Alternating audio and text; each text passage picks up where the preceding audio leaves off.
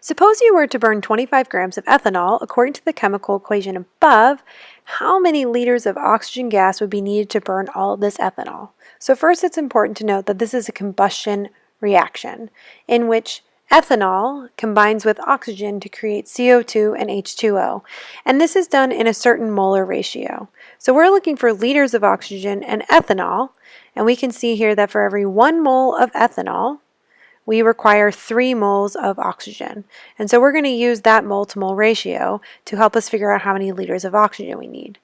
The first step you're going to need to do is to convert our grams into moles so that we can use the mole to mole ratio. You can either use dimensional analysis or proportion as your method. I am first going to set this up as a dimensional analysis, but I'll also show proportional reasoning so that you can see both.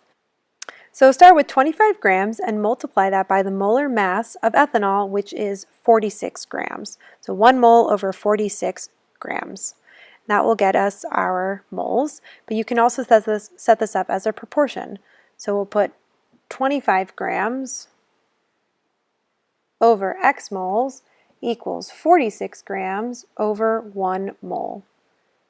And that will get us a moles of 0.54 moles. That's how many moles of ethanol we have. And we're going to use this along with the molar ratio to calculate how many moles of oxygen gas that we need. Based on our chemical reaction, we will need 3 moles of oxygen for every 1 mole of ethanol. So that is the proportion or dimensional analysis that you can set up. So we'll begin with our 0.54 moles of ethanol, which is C2H5OH. And we'll multiply this by the molar ratio of 3 to 1. So multiply that by 3 moles of oxygen over 1 mole of ethanol. And if you solve for this, you'll end up with 1.6 moles of oxygen needed for this reaction. This is how many moles of oxygen we need to complete the combustion of 0.54 moles of ethanol.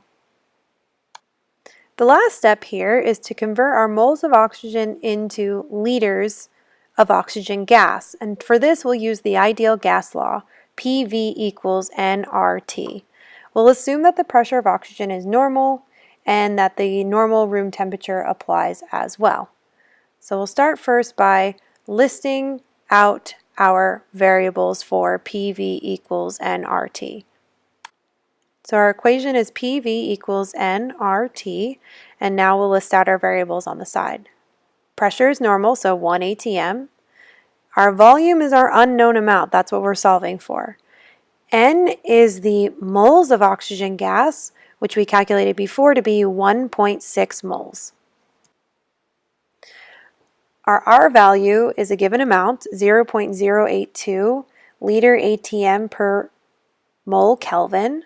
This is our constant, so it's always the same. And our temperature needs to be expressed in Kelvin, which is our degrees Celsius plus 273.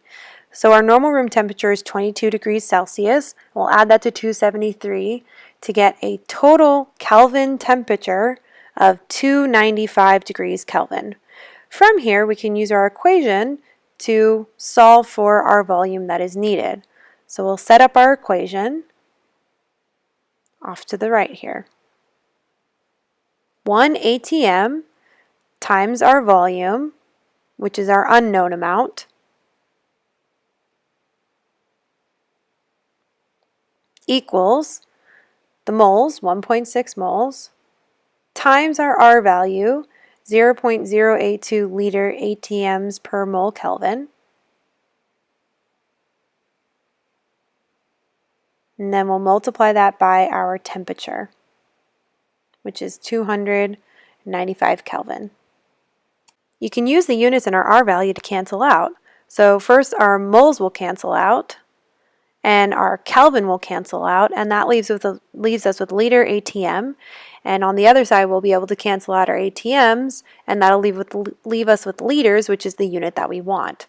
So we can simplify our equation by doing some simple multiplication. 1 atm times our volume equals 38.704 liter ATMs. So we'll divide by 1 ATM on each side. And if we put the units in, ATMs and liter ATMs, you can see that the ATMs will cancel out, and that will leave us with liters.